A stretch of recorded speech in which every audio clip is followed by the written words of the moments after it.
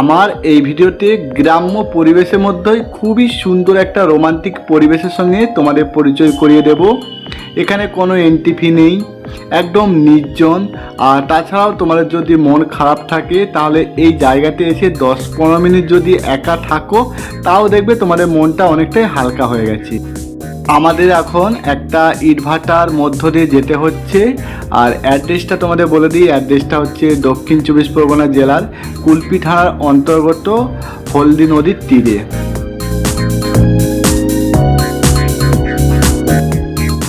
এখান থেকে যেমন একই সঙ্গে ইটভাটার সুন্দর একটা ভিউ তোমরা উপভোগ করতে পারবে, সেই একই সাথে নদীর ওপারে যে হলদিয়া বন্দর রয়েছে সেটাও কিন্তু তোমরা উপভোগ করতে পারবে।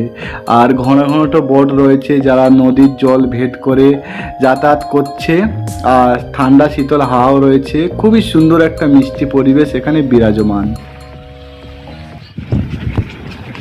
ইটভাটা পেরিয়ে কাঁচা রাস্তা ধরে যখন নদীর কাছে এসে পৌঁছালাম, মনে হচ্ছে যেন এক আলাদা জগতে চলে এসেছি। পেছনে রয়ে যায় মানুষের ব্যস্ততা, আর সামনে খুলে যায় শান্ত জলের এক বিশাল ক্যানভাস।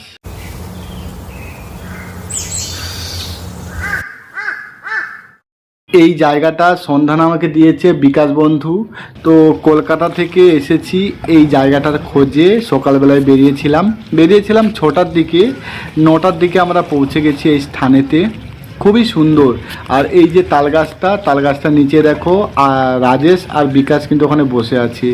আমি আর জয়দীপ যাচ্ছি সরু মাটির রাস্তা ধরে। রাস্তা না, এটা হচ্ছে নদীর পার, আর সেটাই সুন্দরভাবে একটা রাস্তার সৃষ্টি হয়েছে। এই হচ্ছে জয়দীপ। ও এখন এই নিচের দিকে তাকিয়ে ভাবছে যে কিভাবে এখানে নামবে। আমরা ব্যাগের মধ্যে অনেকটাই খাবার নিয়ে এসেছি।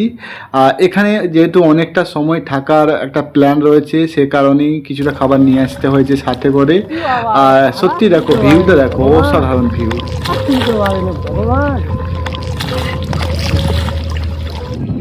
আমি এই জায়গাটা কেন রোমান্টিক বললাম, তোমরা একটু জাস্ট ভাবো যে এই যে তালগাছের তলায় একটা ছাওয়া আছে, এই ছাওয়ার মধ্যে তুমি আর তোমার প্রিয় মানুষটাকে নিয়ে বসলে, পা মিলে বসলে, পায়ের মধ্যে ঢেউ এসে তোমার পায়ে ছোঁয়া দিয়ে চলে যাচ্ছে, আর সুন্দর একটা হালকা শীতল হাওয়া বইছে, পাখিদের গুনগুন। তাহলে ভাবো পরিবেশটা কতটাই না সুন্দর। আর এখানে কিন্তু তোমাদের কেউ ডিস্টার্বও করতে আসবে না, কারণ এখানে খুবই জনশূন্য। এখানে যে সকল মানুষগুলো শুধু থাকে তারা হচ্ছে এই যে ইটভাটা রয়েছে ওখানে ওরা কাজ করে। তাছাড়া বাইরের আদার্স কিন্তু লোকজন এখানে আসে না, আসলেও খুবই কম। সেজন্যই তোমাদের ভিডিওর প্রথমেই বললাম যে এই জায়গাটা খুবই রোমান্টিক। আর দেখো তোমরা যদি এই যে নদীর পার, ওখানে যদি দুজনের হাত ধরে একটু হাঁটো, আর পেছন থেকে যদি ক্যামেরা অন থাকে, অসাধারণ একটা ভিউ আর অসাধারণ একটা ভিডিও কিন্তু তোমাদের ক্যামেরার মধ্যে বন্দি হবে।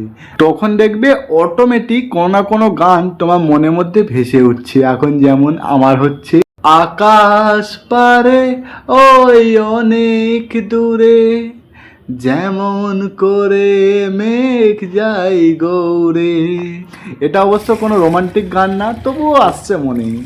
যেমন করে সে হাওয়ায় ভাসে, কই তাহার মতো তুমি আমার স্বপ্নে কভু ভাসো না তো। এরকম পরিবেশে গান যদি না আসে তাহলে আর কি। ওলিওর কথা শুনে বকুল হাসে, কই তাহার মতো তুমি আমার কথা শুনে হাসো না তো। এখানে তুমি অন্য কেউ না, আর মনের মধ্যে রোমান্টিক গান আর তোমার প্রিয়তমা। গেঞ্জি এক্সট্রা হবে না। হ্যালো বন্ধুরা, আমরা আছি কুলপি নদীর ধারে। তো আমরা সবাই প্রচুর আনন্দ করলাম।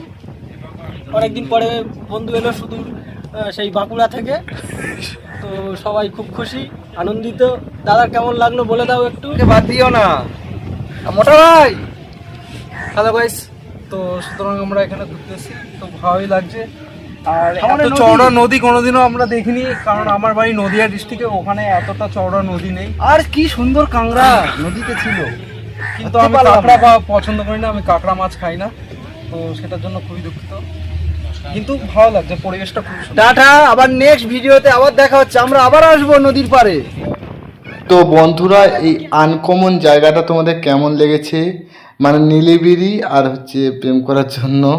তো এই জায়গাটা তোমাদের দেখানোর চেষ্টা করছিলাম অনেকদিন ধরে, আজকে যেটা আমি সফল হলাম। তো চলো এখানে ভিডিওটা শেষ করছি, দেখা হচ্ছে পরের ভিডিওটি।